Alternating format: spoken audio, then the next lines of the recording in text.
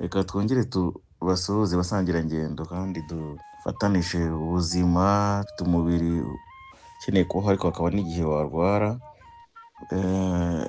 Mu biganiro byinshi tugenda tugirana dusangira ubunararibonye, ariko tuba tugomba no kungurana n'ubumenyi no kwitegereza ibyo abahanga baba baragiye bakora mu bihe bitandukanye, kandi ho hirya no hino ku isi kugira ngo turusheho kunoza imibereho yacu.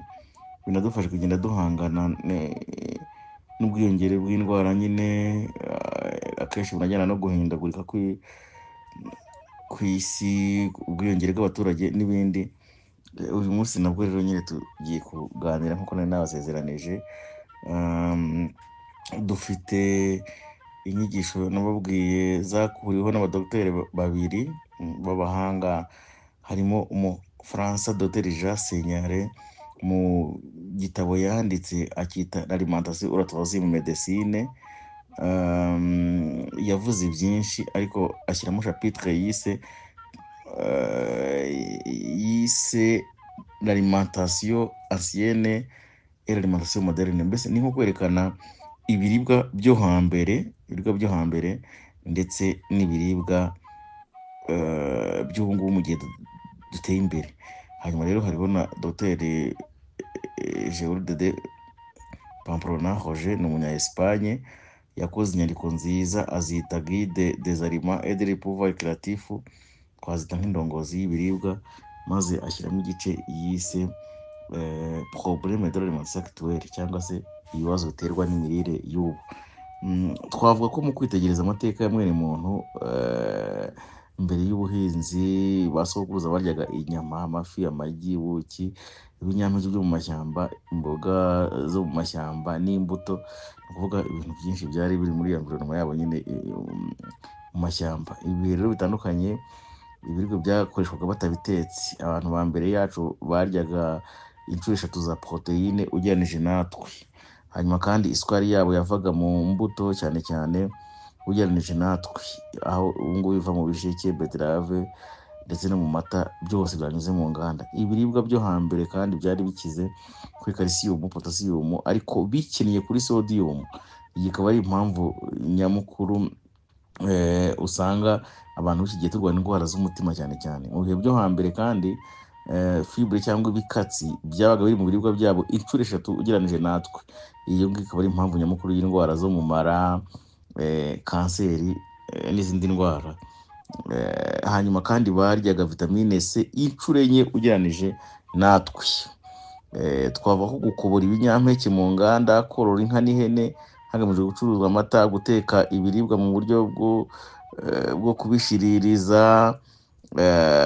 Izi ni zimwe mu mpinduka 3 zikomeye zabaye mu buzima bwa mwene muntu, kandi zigenda zisiga nyine ibibazo nk'uko twavuga.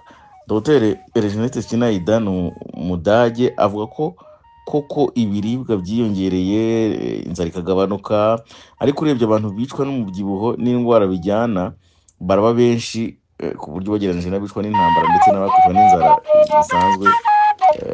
Unasanga bicwa n'uyu mubyibuho ukabije n'indwara bijyanye bashobora kuba ari nabo bagenda umubare utambuka. Mu bihe by'intambara ya mbere y'isi yose n'iya kabiri cyangwa se na nyuma yayo, gukwira k'umuco n'ururimi by'Abafaransa byajyanye no guhindura imirire. Ni ukuvuga gutegura amavuta, aho kugira ngo abantu bakoreshe ibinyamavuta ubwabyo ugakunda gukoresha amavuta, ibi ubwabyo byagiye biba ikibazo.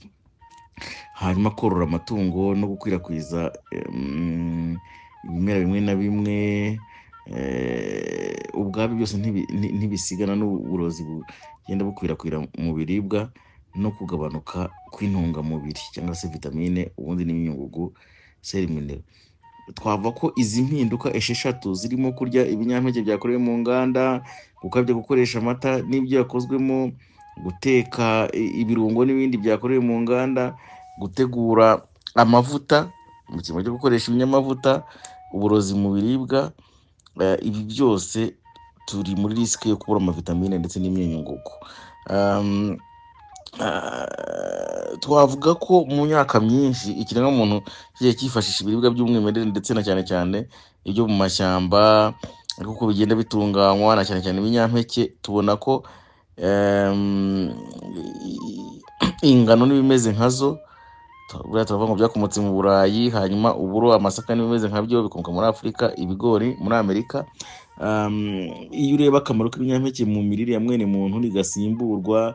Ibinyampeke bigira byibura 10% bya poroteyine, bikagira ibinure bike ndetse n'isukari nyinshi ndetse n'imyunyungugu na vitamine. Kuva ku myaka yo hambere ba sokuruza bakoreshaga ibinyampeke. Muri ibi bihe rero ibinyampeke twavuga ko bitanga 2/3 bya karori na 1/2 cya poroteyine mu mirire y'abantu. Urebye nko mu Bufaransa, ingano ziza ku mwanya wa mbere, hagakurikiraho umuceri, ubundi ndetse ibigori. Ibinyampeke kandi ni ingenzi ku bihugu bikennye kuruta ibikize. Bigenzuye, umugati ni ishingiro buriya ry'imirire henshi mu mijyi. Hari nk'indi ngingo yo gutekerezwaho. Ibinyampeke byo hambere n'iby'ubu unarebye n'impinduka zagiye zibaho, nko guhindura amajene yabyo, kubyimukana hirya no hino bikava mu bice bimwe by'isi bikajyanwa mu bindi bice, maze bikagenda bimenyera klima, kugira ngo bizamenyere klima cyangwa se n'ubutaka, bituma turya ibyuzuyemo amido.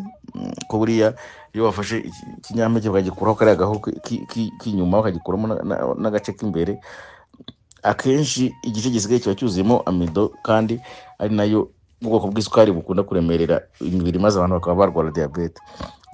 Buriya turya ibibuzemo selirose, ko kenshi iba yagendeye muri biriya bice byatakaye. Hanyuma ndetse ibi binyampeke byaciye mu nganda biba byatakaje 90% bya fibre. Poroteyine ni ingenzi kandi iba yatakaye ku gipimo kiri hejuru. Vitamine ziragenda, hanyuma fosifore na magnesium bikagenda. 50% bya calcium na feri bigendera nanone muri turiya duce twavanyweho kugira ngo igihe bishwa mu ruganda. Twavuga ko rero guhirwa kw'ibinyampeke guhuzwa n'indwara nka rubagimpande, indwara zo mu mara, umutwe ukabije, diyabete ndetse n'agahinda gakabije, bijyana n'uko bya bindi byatungaga umubiri bigenda nyine bibura. Hari n'izindi ngingo zo gutekerezaho, nko ku bibazo bijyana n'amata no ku buryo atunganywa, hanyuma guteka ku buryo ibiryo bishirira cyane. Ibi byose ni ibintu byo kwitabwaho cyane mbere yo kuza kugira umwanzuro twafata, uwo turi buze gufata nyuma y'akandi gace gato ngiye kubaha, nako kakozwe na Dr Georges de Pamplonage mu nyandiko ye yise Guide des aliments et des pouvoirs créatifs, kagace kitwa Problème de l'alimentation actuelle. Ndabifuriza gukomeza nyine gukurikira neza izi nyigisho no kuzitondera no gusangira ibitekerezo kugeza gushyira mu bikorwa. Nubwo ari ibintu bigoye gutekereza ko ugomba kuba gukwirakwiza ubumenyi cyangwa uyu mucyo hirya no hino, ku cyo byasaba byose, ndetse n'abandi bashobora kuba bafite ubushobozi bwo kumva hari bashoramo gucuruza ibintu by'umwimerere, kubihinga se, n'ubundi buryo butandukanye. Nikoze rero reka tuze tugezeho aka gace kandi.